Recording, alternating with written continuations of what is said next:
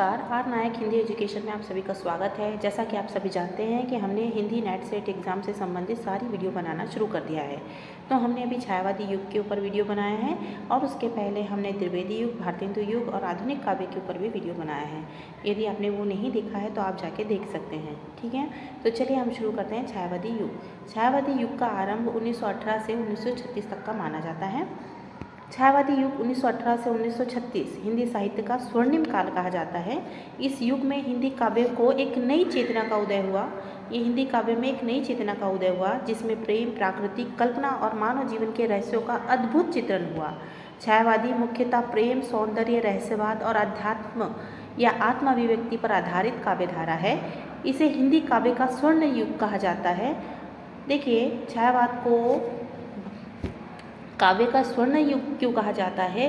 क्योंकि इस युग में व्यक्ति अपने मन में जो भी विचार चल रहे हैं, चाहे उसके मन में प्रेम हो, सौंदर्य हो, रहस्य हो या आत्माभिव्यक्ति, जो भी विचारधारा उसके मन में उत्पन्न हो रही है, तो वो उसको किसी भी तरह का तोड़ मरोड़ करके ना करके हुए अपने मन में जो भाव आ रहे हैं उस भाव को वो उसी तरह से लिखने को तैयार था। इसीलिए उसको कहते हैं कि छाया जो मन में उत्पन्न हो रही है उसी को उसी छाया में लिखने को छायावादी युग कहा जाता है।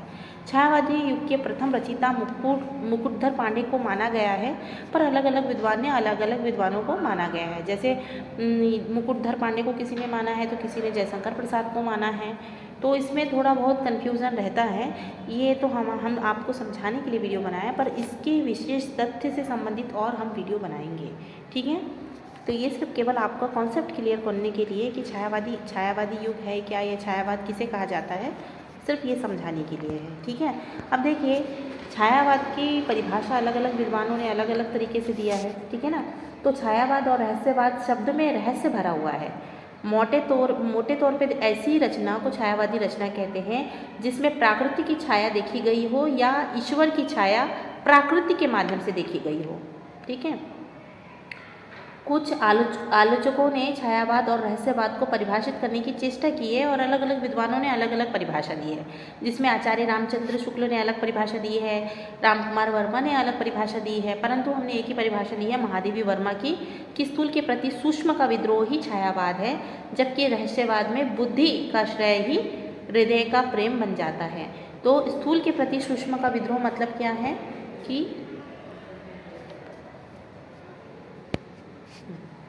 स्थूल के प्रति सूक्ष्म का विद्रोही छायावाद है, मतलब छोटे से बड़े से छोटे की ओर जाना ही छायावाद का विद्रोही छायावाद है, जबकि रहस्यवाद में बुद्धि का श्रेय ही हृदय का प्रेम बन जाता है, ऐसा महादेवी ने कहा है, ठीक है। इन परिभाषाओं के विश्लेषण से ज्ञात होता है कि छायावाद में प्राकृतिक मुख्य तत्व है और रहस्यवाद में प्रकृति के भीतर ईश्वरीय छाया व क्षमता को देखा जाता है। संक्षेप में कहे तो छायावाद रहस्यवाद की प्रमुख विशेषताएं मानी जाती है कि छायावाद में प्रमुख रूप से प्रमुख विशेषता पाई जाती है। तो जैसे अभी आगे हम देखेंगे कि कौन कौन सी विशेषता पाई जाती है छायावाद कविता में। तो क्या है, प्रकृति का मानवीकरण है, वेदना है, करुणा है, नारी भावना है, देश प्रेम है और आश्रिता है, रहस्यमयता है, नवीन अभिव्यक्ति या अभिव्यंजना कौशल्य है, आदि बहुत सारी विशेषताएं जो आगे हम देखेंगे, ठीक है। छायावादी युग की पृष्ठभूमि कैसे तैयार हुई? तो देखो, 1918 के आसपास का समय था और उस समय क्या हुआ है कि छायावादी युग का उदय होने का कारण द्विवेदी युग की इतिवृत्तात्मकता भी है, क्योंकि द्विवेदी युग में बहुत ही आदर्शवाद की और नैतिकता की बात की गई थी। तो ये भी एक मतलब इतिवृत्तात्मक बहुत ज़्यादा हो रहा था द्विवेदी युग में, बहुत आदर्शवाद और नैतिकता की बात कर रहे थे। तो कवि कह रहे थे कि केवल जो कवि है वो केवल आदर्शवाद और नैतिकता की बात करेगा, क्या जरूरी नहीं है कि उसके मन में आदर्शवाद और नैतिकता की ही बात उठेगी? उसके मन में बहुत सारी भावना उठ सकती है और एक सच्चा लेखक या कवि वही हो सकता है जो अपनी मन की भावना को ना छुपाए, चाहे वो अच्छी हो बुरी हो। तो इसीलिए इसके विरोध में ही छायावाद का उदय हुआ। इन्हें छायावादी काव्य के उदय होने का कारण द्विवेदी युग की इतिवृत्तात्मकता भी है। इस नई काव्यधारा का जन्म उसके विरोध में हुआ है, क्योंकि इस प्रकार के साहित्य में अतिशय नैतिकता और उपदेशनात्मकता और भावुकता ने काव्य को बहुत अधिक बोझिल बना दिया था, जिससे युवा कवि को क्या लगने लगा, बोझ महसूस होने लगा। इस युग में भारतीय स्वतंत्रता संग्राम और अंग्रेजों के अत्याचार ने युवा कलियों को निराश कर दिया था, जिससे वो बाह्य कोलाहल से हटकर आत्म केंद्रित हो जाना चाहते थे। ये भी दूसरा कारण है। फिर सन 1920 से 40 के बीच में हिंदी कवियों पर पश्चिमी और रोमांटिक भावना यानी स्वच्छंदतावाद का प्रभाव पड़ा, जिससे कवियों का ध्यान प्राकृतिक प्रेम संबंधी कविताओं पर पड़ा। इस तरह की हिंदी साहित्य में छायावादी कविता का जन्म हुआ। छायावाद का प्रथम रचयिता मुकुलधर पांडे को माना गया है, जिन्होंने सन 1917 से 18 में प्रथम छायावादी कविता लिखी। छायावाद के प्रथम कवि के रूप में जयशंकर प्रसाद को भी माना जाता है। उनकी कामायनी भी थी, परंतु किसी ने मुकुलधर पांडे को माना है, किसी ने जयशंकर प्रसाद को माना है। और इस छायावादी युग के प्रमुख कवि में जयशंकर प्रसाद है, सूर्यकांत त्रिपाठी निराला है, सुमित्रा नंदन पंत है, महादेवी वर्मा है और मुकुलधर पांडे और ऐसे बहुत सारे अन्य कवि भी हैं। ठीक है, माना जाता है, जिसमें प्रेम, प्राकृतिक रहस्यवाद और राष्ट्रीयता पर आधारित कविताएं दिखाई देती है। नाटक और उपन्यास, तो जयशंकर प्रसाद ने नाटक और उपन्यास का लेखन भी किया है। ठीक है, चंद्रगुप्त, ध्रुव स्वामिनी जैसे नाटक प्रसिद्ध है। ठीक है, गद्य साहित्य भी लिखा है। महादेवी वर्मा की निबंध और रेखाचित्र शैली प्रसिद्ध है। स्मृति की रेखाएं, अतीत के चलचित्र आदि रचनाएं।